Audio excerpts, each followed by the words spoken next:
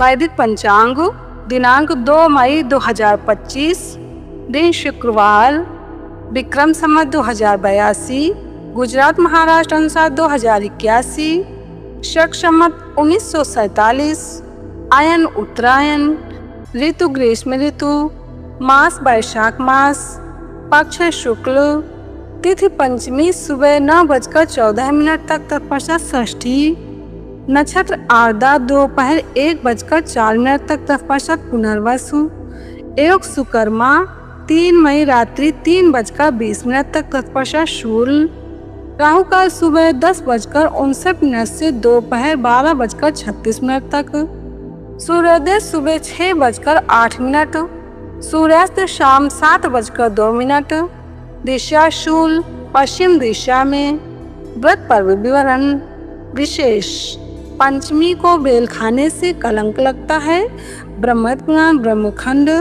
वैदिक पंचांग धन और स्वास्थ्य की कमी दूर करने के लिए जिन लोगों के घर में धन और स्वास्थ्य संबंधित कमी का एहसास नित्य होता है, पैसों की भी कमी रहती है और स्वास्थ्य में भी कभी कोई बीमार तो कभी कोई बीमार रहता हो, उनके लिए पद्म पुराण में बताया है वैशाख मास का एक प्रयोग। वैशाख मास की बहुत महिमा बताई है। वैशाख मास के शुक्ल पक्ष की सप्तमी को पद्म पुराण में उसको शर्करा सप्तमी कहा गया है और वैशाख मास के शुक्ल पक्ष की सप्तमी तिथि इस बार 4 मई 2025 रविवार को है।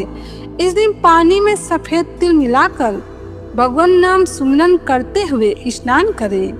फिर सूर्य भगवान की ओर मुख करके सूर्य देव और माँ गायत्री जी को प्रणाम करें। सूर्य भगवान को इन मंत्रों से प्रणाम करें। मंत्र हैं ओम नमः शवित्रे, ओम नमः शवित्रे, ओम नमः शवित्रे। विश्वदेव मयो यस्मात् वेदवादिति पठ्ठस्य त्वमेव मृत सर्वस्व मतः पाहि सनातन। ये मंत्र बोलकर सूर्य नारायण को व अन्य देवों को मन ही मन प्रणाम करें। अर्घ तो देते ही हैं सूर्य भगवान को, जो अर्घ न दे वो आदमी हिंदू कहलाने के लायक भी नहीं है। ये कर लिया, फिर दूसरे दिन को हो सके तो अपने हाथों से दूध चावल की खीर बनाकर उसमें थोड़ा घी डालकर, थोड़ा सा भले ज्यादा न डाल सके 1 चम्मच डाल दे और किसी को 1-2 व्यक्तियों को खिला दे। कोई ब्राह्मण हो, कोई साधु महात्मा हो, खीर के साथ थोड़ा रोटी सब्जी दे दे किसी एक व्यक्ति को भी। अगर ब्राह्मण न मिले, कोई साधु न मिले तो छोटी बच्चियों को खिला दे, कन्या को खिला दे तो भी अच्छा है। ऐसा करने से ऐश्वर्य और आरोग्य दोनों की वृद्धि होती है। वैशाख शुक्ल सप्तमी को ही सुख और आरोग्य की वृद्धि के लिए पद्म पुराण में इस सप्तमी को कमल सप्तमी भी कहा गया है। हो सके तो उस दिन एक कमल का फूल मिल जाए तो लोटे में जल भरा और कमल का पुष्प लोटे में डाल दिया और सूर्य भगवान को अर्घ दिया। कमल ना मिले तो कमल की जगह अक्षत भी डाल सकते हैं। कुमकुम वाले अक्षत कर लिए और लोटे में डाल दिए, क्योंकि वैदिक कर्मकांड में जो भी वस्तु उपलब्ध ना हो उस स्थान पर अक्षत यानी कि चावल लेने का विधान है। ये अपने देश के ग्रंथों की बड़ी दया है हम पर।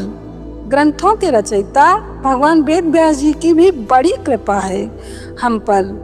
इस तीर्थ धाम में हम भगवान वेद व्यास जी को भी बार बार प्रणाम करते हैं। तो कमल ना मिले तो चावल तो सबके घर में होते ही हैं। कुमकुम वाले चावल लोटे में डाल दिए और सूर्य भगवान को जल देते समय ये मंत्र बोलेंगे। साथ में सब बोलना, नमस्ते पद्महस्ताय, नमस्ते विश्वधारिणे, दिवाकर नमस्तुभ्यं, प्रभाकर नमोस्तुते। वैशाख शुक्ल सप्तमी का खूब फायदा उठाइए और उस दिन जब भी खूब करिए गुरु मंत्र का। भविष्योत्तर पुराण में वैशाख मास के शुक्ल पक्ष की सप्तमी को निम्ब सप्तमी भी कहते हैं। उस दिन सूर्य देव को प्रणाम करके नीम के पत्ते भी खाए तो रोगों से मुक्ति प्राप्त होती है। जिनके शरीर में बीमारियां रहती हों, पेट की, सिर दर्द की कोई भी तकलीफ रहती हो और वो कम वक्त मिट नहीं रही है, बड़ा परेशान कर रही है वो तकलीफ, तो आप नीम के पत्ते वैशाख शुक्ल सप्तमी को सूर्य भगवान को अर्घ देकर प्रणाम करके फिर ये मंत्र बोलते हुए नीम के पत्ते खाएं। ये मंत्र बोलकर नीम के पत्ते खाने से आरोग्य की प्राप्ति हो सकती है। दृढ़ता से करना चाहिए। आजकल लोग अंग्रेजी बड़बड़ करते हैं, पर देवभाषा संस्कृत है, वो घर में बोली जानी चाहिए थी, पर अब संस्कृत में आप और हम नहीं बोल सकते, तो कम से कम ये संस्कृत के वैदिक पौराणिक मंत्र बोलते हुए ये नियम करें तो घर में भी सुख शांति बढ़ती है। निम्ब पल्लव भद्रनते सुभद्रम तेस्तु वै सदा ममापि कुरु भद्रम वै त्रासनाद रोगः भव।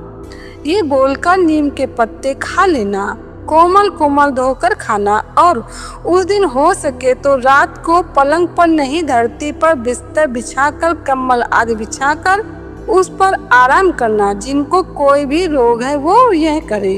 श्री सुरेशानंद जी। वैदिक पंचांग संपादक अंजनी बहन नीलेश ठक्कर। वैदिक पंचांग प्रकाशित सूरत शहर गुजरात। वैदिक पंचांग